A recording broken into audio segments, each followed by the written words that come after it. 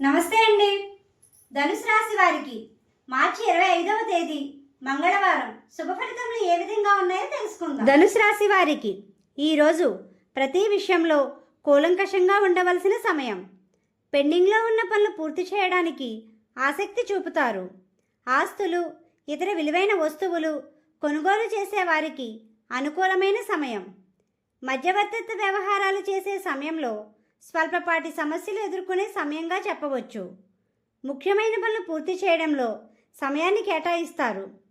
గృహ నిర్మాణ పనులు పూర్తి చేసే వారికి పనులు సజావుగా పూర్తి అవుతాయి. కుటుంబ సభ్యులతో సంతోషంగా ఉంటారు మరియు ప్రయాణాలు చేస్తారు.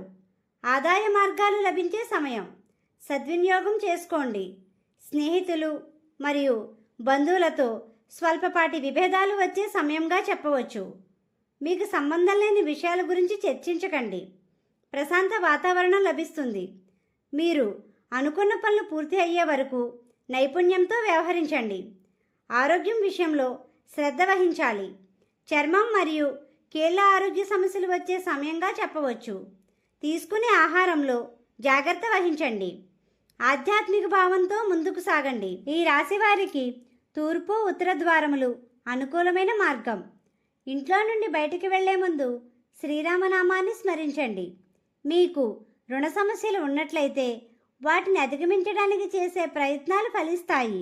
మీ చేతులతో రుణాలు తీసుకున్నా ఇచ్చినా ఆచితూచి వ్యవహరించండి. ఉద్యోగస్తులకు సజావుగా ఉంటుంది. ఉద్యోగ ప్రయత్నంలో ఉన్న వారికి అవకాశాలు వచ్చే సమయంగా చెప్పవచ్చు. వ్యాపార రంగంలో ఉన్నవారు మంచి లాభాలు గణిస్తారు. భాగస్వామి వ్యాపారస్తులకు బాధ్యత మరియు ఏకాగ్రత అవసరం. వ్యాపార ప్రదేశాలలో లక్ష్మీ గణపతి యంత్రాన్ని పెట్టండి. విద్యార్థులకు శ్రద్ధ వహించాలి.